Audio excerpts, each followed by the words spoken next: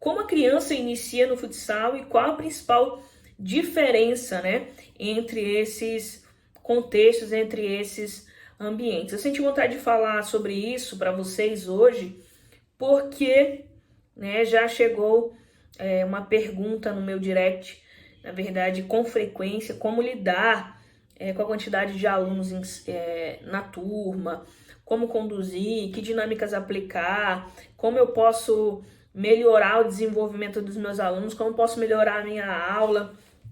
E muito desse questionamento, muitas vezes, são apontados pelo fato de ter ou pouco tempo para trabalhar, ou pouco material para trabalhar, ou muita gente dentro do mesmo espaço, né? Então a gente precisa entender aqui que a criança inicia a sua prática em diferentes ambientes. E aí eu vou apontar alguns aqui para vocês. Um dos ambientes é a escola de ensino formal, né? E aí a gente pensa imediatamente nas aulas da educação física escolar, certo? O outro ambiente seriam os projetos sociais, projetos socioesportivos, de repente, escolas de ensino formal, né? Isso também é importante lembrar aqui. E também temos os clubes, né? As equipes de competição, de ligas, enfim, que tem um interesse, um objetivo maior de participar de competições, e aí são formados por pessoas muitas vezes abnegadas do esporte. Então, tenho aqui alguns ambientes apresentados para vocês. Existem diferenças entre esses ambientes? É claro que existem diferenças entre esses ambientes. E já começa a diferença pelo perfil socioeconômico do público que você vai trabalhar. Tá? E o que seria essa diferença de perfil socioeconômico? Fatalmente, se você está num projeto social, se você está num projeto que é gratuito, a maior incidência serão de crianças que não têm condição de pagar uma mensalidade numa escola privada, por exemplo. A maior incidência são de famílias, muitas vezes, desestruturadas, certo? Tanto é que os projetos, muitas vezes, são realizados dentro de comunidades onde consideram comunidades onde as crianças e adolescentes estão em situação de risco. Então, fatalmente, é um público diferente do público de uma escola privada, por exemplo. Na escola privada, você já tem pessoas com perfil socioeconômico mais elevado, né? Pode vir de uma família desestruturada também, porque isso não é problema de economia em si, né? Mas tem uma condição, um capital financeiro maior para poder estar colocando uma criança matriculada numa escola esportiva privada. Temos também lá o ambiente da escola, do ensino formal, onde eu tenho educação física escolar, que, ao meu ver, é o principal ambiente onde deveríamos pensar na iniciação esportiva. E a iniciação esportiva seria realmente dando ênfase à formação geral, à experimentação de todas as modalidades esportivas possíveis, a fim de que as crianças tenham um repertório motor mais amplo. Sabemos muito bem que, na grande maioria, não é isso que acontece. Dentro das aulas de educação física, há uma preferência, de repente, do professor por determinadas modalidades, ou porque seus alunos pedem muito determinada modalidade, ou porque o professor, às vezes por falta de conhecimento, ou até mesmo pelo comodismo, não insere as modalidades para a criança, diferentes modalidades para as crianças dentro da aula de educação física. Então a gente perde muito. E isso tanto faz para a escola de ensino formal privada, quanto para a escola de ensino formal que seja pública, tá certo? E aí vem as equipes de competição, né? Equipes que são formadas para competir. Muitas vezes clubes, ligas vão atrás de crianças que têm um potencial talento e acabam tirando essas crianças de determinado local, determinado ambiente, que pode ser um desses três que eu já citei, para participarem de competições, única e exclusivamente para participarem de competição. Então, o calendário está próximo, já sabe quando vai acontecer a competição, então eles vão lá, selecionam, catam, né, aquela criança e levam para os seus projetos esportivos, né, seus clubes, suas ligas, enfim, participar de uma competição. E isso, esse perfil também é diferente, porque eles são selecionados tão somente pelo talento, né? Pela identificação desse talento. Então, nesses casos, não importa situação socioeconômica para que essas crianças estejam inseridos nesses projetos. O que acontece nesses projetos de clubes, nesses projetos de ligas, é que a identificação desses talentos muitas vezes se dá pelas crianças que moram em região periférica. E por que isso? Naturalmente, as crianças que moram em região periférica têm o hábito, né, de praticarem mais o esporte, de brincarem mais, de fazerem mais atividade física, de estarem ampliando o seu repertório motor.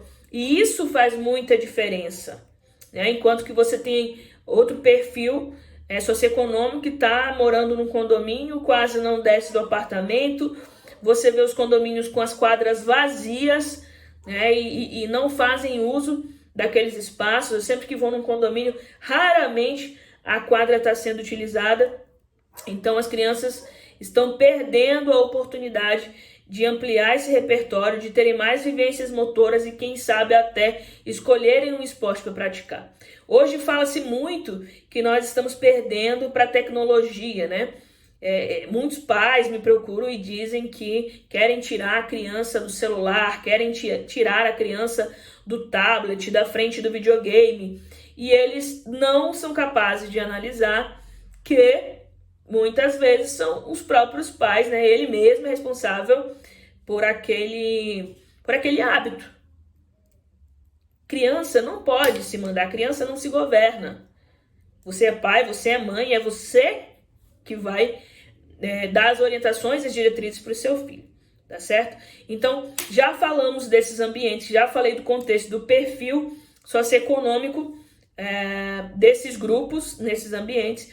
E agora vamos falar necessariamente sobre como ensinar nesses ambientes. Será realmente que o processo metodológico deve ser diferente nesses ambientes?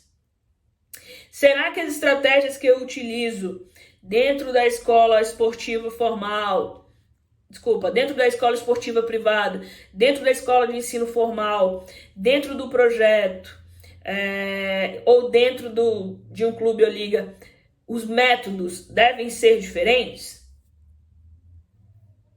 Bom, e aí eu faço desse momento de pausa proposital. Por quê?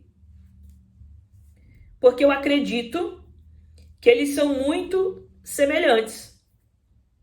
Em todos os ambientes, em todos os contextos, você precisa trabalhar os aspectos técnicos, você precisa trabalhar os aspectos táticos, você precisa trabalhar o desenvolvimento humano.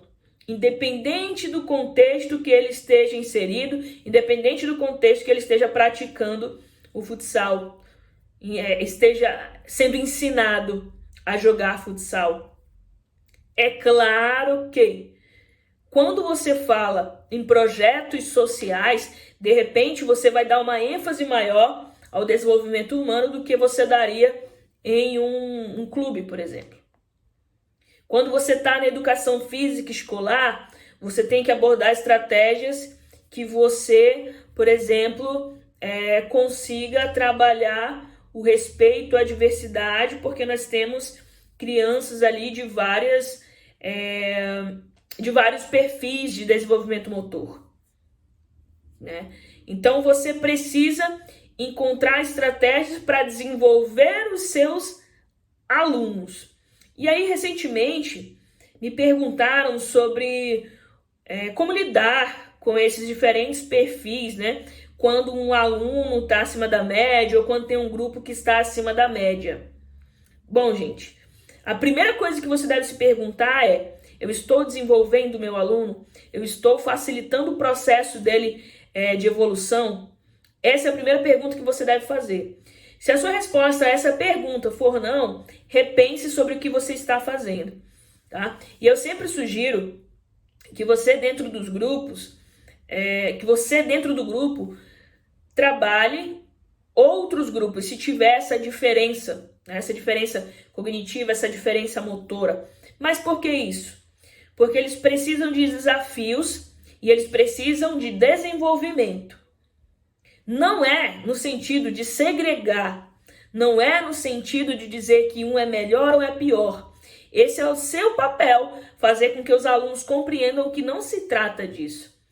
Ora, se você coloca um aluno que está nível acima com alunos que estão nível abaixo dentro do grupo, uma hora ou outra ele vai se desmotivar. Da mesma forma, quando você coloca uma criança que ainda não está no nível de alunos que estão acima dele, e falo isso de desenvolvimento motor, desenvolvimento cognitivo, uma hora ele também vai desanimar, tá? Mas isso não quer dizer que você nunca vá colocar essas crianças para jogarem juntas. Você vai oportunizar isso porque é importante que eles conheçam a realidade. No entanto, você deve sempre focar no desenvolvimento do seu aluno. E quando você o coloca de cara para enfrentar o tempo todo alguém que seja superior a ele, você só oferece experiências de fracasso, fracasso, fracasso. E o que acontece quando você desenvolve experiências de fracasso? Baixa estima. Assim como você só desenvolve experiências de sucesso, você desenvolve autoestima tamanha que chega ao ponto de repente, desenvolver uma certa prepotência. Então, é por isso que você deve pensar no desenvolvimento do seu aluno. Ele deve ser o foco do seu processo. E não é no sentido de segregar. Agora, se dentro do teu contexto, dentro da tua proposta, tem um aluno que é muito acima da média, que você acredita que ele é o ponto fora da curva, que ele precisa de um outro espaço para ele poder se desenvolver, seja honesto consigo mesmo, seja honesto com o seu aluno. Encaminhe para um lugar onde ele realmente possa se desenvolver. A gente erra muitas vezes quando acredita que a gente pode solucionar todos os problemas do mundo.